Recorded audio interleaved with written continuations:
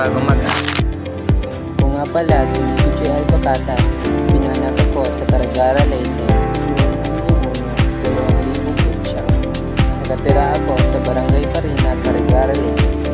Ako ay 16 na taong gulang at pangalawa ako sa aming magkakapatid.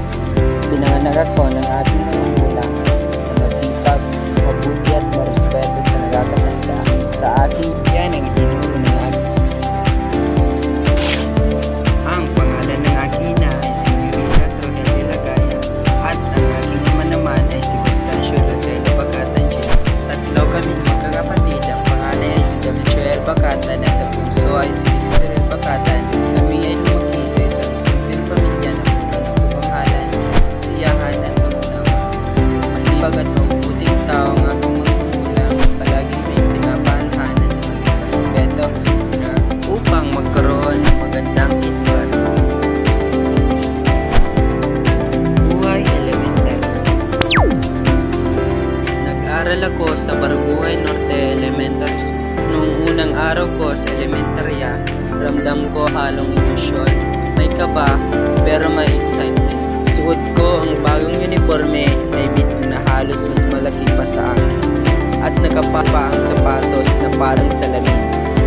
Papasok sa gate, naririnig ko ang mga batang naglalaro at ang tunog ng kampana na parang nagsasabi, simula na ang backup. Sa loob ng sinilahan, kilala ko si Ma'am Cora na may buhit pero kami akong bagong klase may sobrang ganda. Meron ding agad akong naging kaibigan dahil mahilig maglaro ng text at habol-habol. Tuwing recess, sabay-sabay kaming pumipilang na para bumili ng kwek-kwek, pananagkilalo na may gulang. Pero hindi lang puro lang. May mga aralin na may hirap, lalo na sa math at English. Pero tinulungan kami ng guro hanggang natutunan. Tuwing buwan ng wika, nagbibihis kami ng profesor. At tuwing Pasko ay may exchange at kantahan. Habang hindi ko namamalayan na hindi ko mayamang hirap sa libro. Pagdadaling sa kaibigan, pagrespeto sa guro, pagtulong.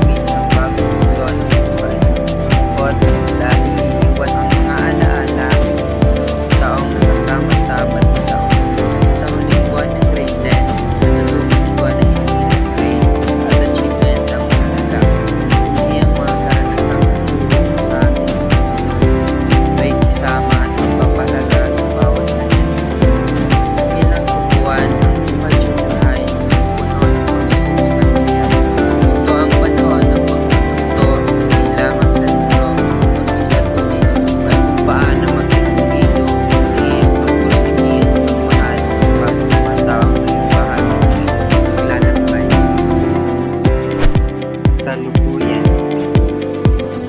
Kasalukuyang nag-aaral sa Carigara National Vocational School, Grade 11.